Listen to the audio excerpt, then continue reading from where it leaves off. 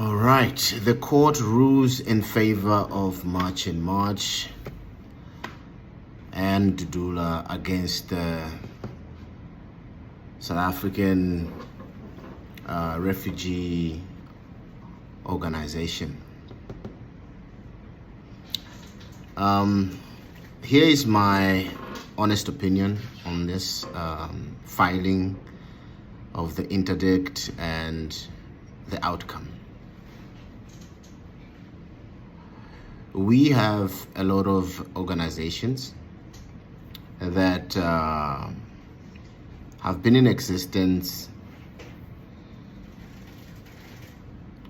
who actually have no idea of how they should run and what's expected of them. These marches and stopping off the people to attend the illegal immigrants to make use of the public facilities started in June, July.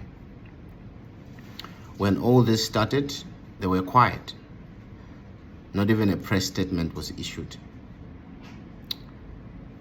They come towards the end of August to seek an interdict in an approach to stop Dudula and March in March with their operations. That tells you that, number one, they haven't done their due diligence. Two, they have no clue on how to function. They don't understand what their obligation is. And this is part of why these NGOs have caused more harm than good. Because I'm not saying this one in particular, but in general, they have delayed and complicated things to an extent where nothing can be done anymore. They're not trying to help. They are complicating the issue, which doesn't help the situation. Because when you delay something, it doesn't mean that you have stopped it. It means it's hanging and it's building momentum. And before you know it, it will cause more chaos, more harm than good. When you have organizations that don't even know how to function, this is what happens. Now, for an organization like Dudula, they have evolved from just a social organization. They're now a political party. So, lack of insight will also be something that can actually cause more damage, because now it complicates the issue, because then you don't know from which angle you are approaching it. From a social issue, they will navigate it because now they are registered as a political organization. That's also one of the things that I felt like made this case not to go through. Two, the timing was off. Number three, state accountability matters. Government departments obviously must be held accountable for allowing non-state actors to apply such, extortionary tactics unchecked. But this cannot be allowed if the government is not in on it. So that means anything that is allowed is approved. Although it might not be spoken of directly, but these are the actions.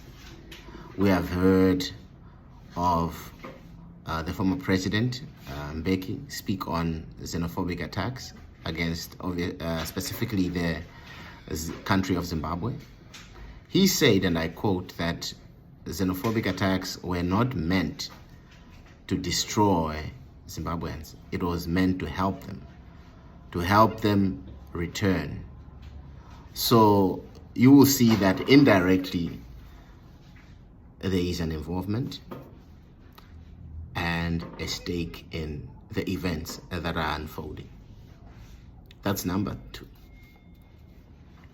Number 3, if not 4, the NGO were meant to be strategic in the civil society and how they conduct their responses. Fragmentation undermines the impact. Coordination and unity amongst the organizations can help in mounting effective legal and advocacy.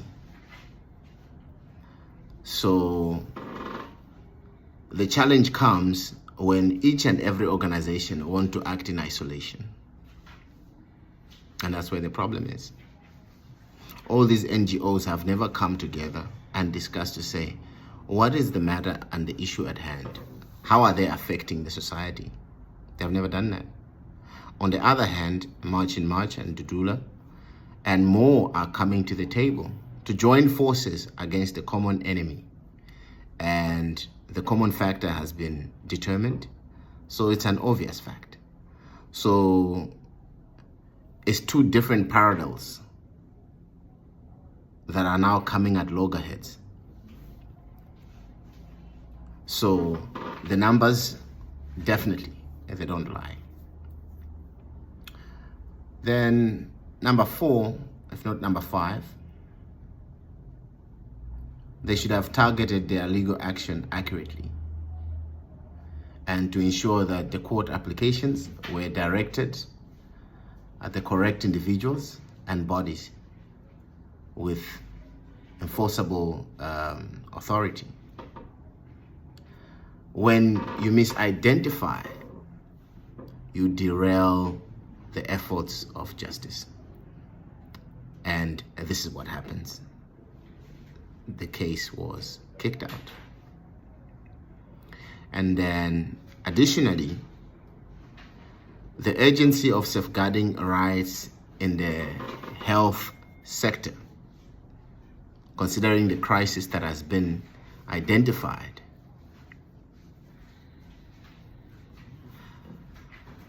they can argue, or we can argue to say, blocking access to healthcare based on nationality not only violates the Constitution, but also endangers public health for both citizens and migrants.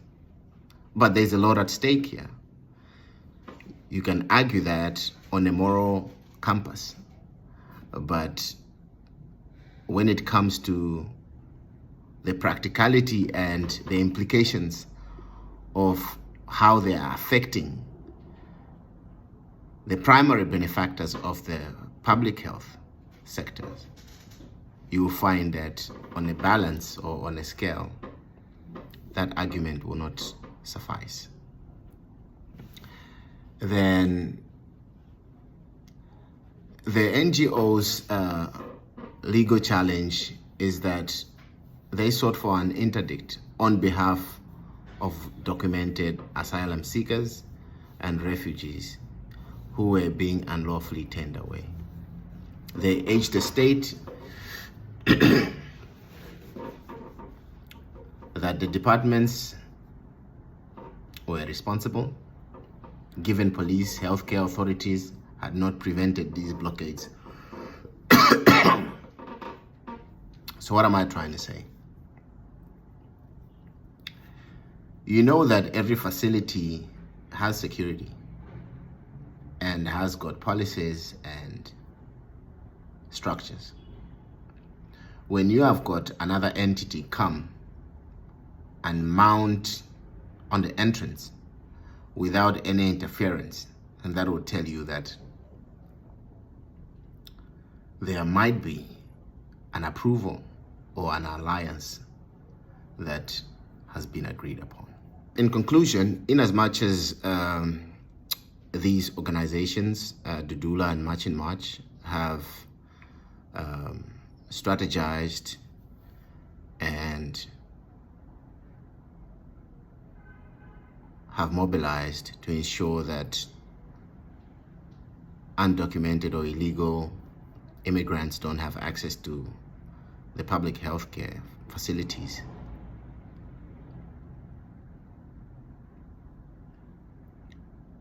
These organizations should have come together.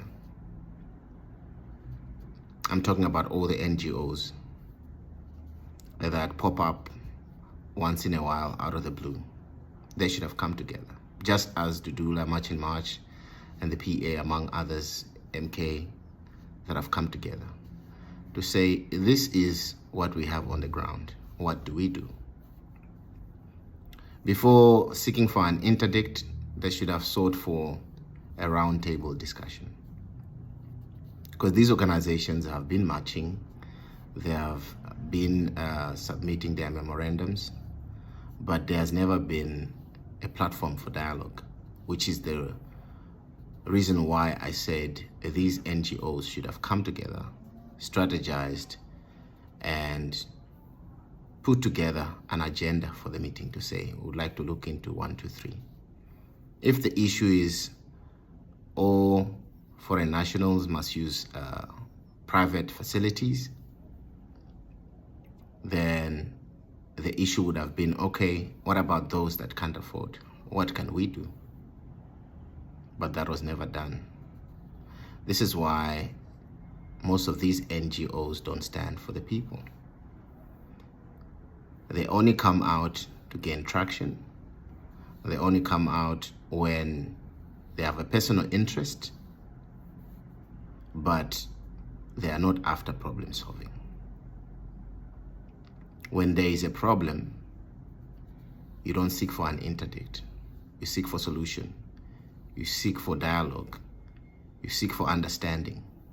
That is the wisdom that is needed to curb the impending destruction. Well, let us watch this news clip and hear what Dudula had to say about the case and how everything unfolded. You were excited to hear that the matter has been struck off the roll. If you could tell us why exactly were you that excited? Thank you very much, and greetings to your viewers. We are very happy and excited with the manner in which the court dealt with this matter.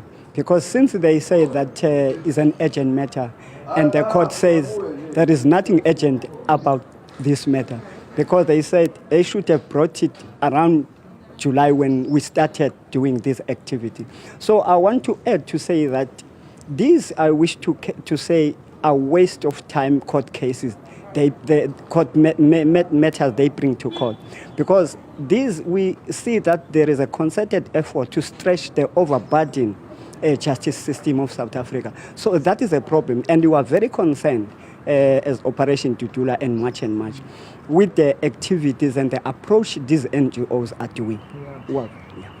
And, you know, to keep an open mind, there is, of course, a possibility that now it would have to be Operation Dudula as well as the March movement that the forum comes after, because at this particular point, both ministers are seemingly off the hook for now.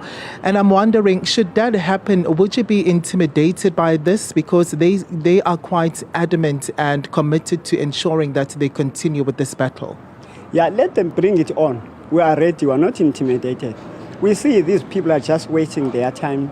And unfortunately, we are also very concerned with the manner in which they operate. And we're starting to suspect, because we are picking some elements of terrorism in their approach.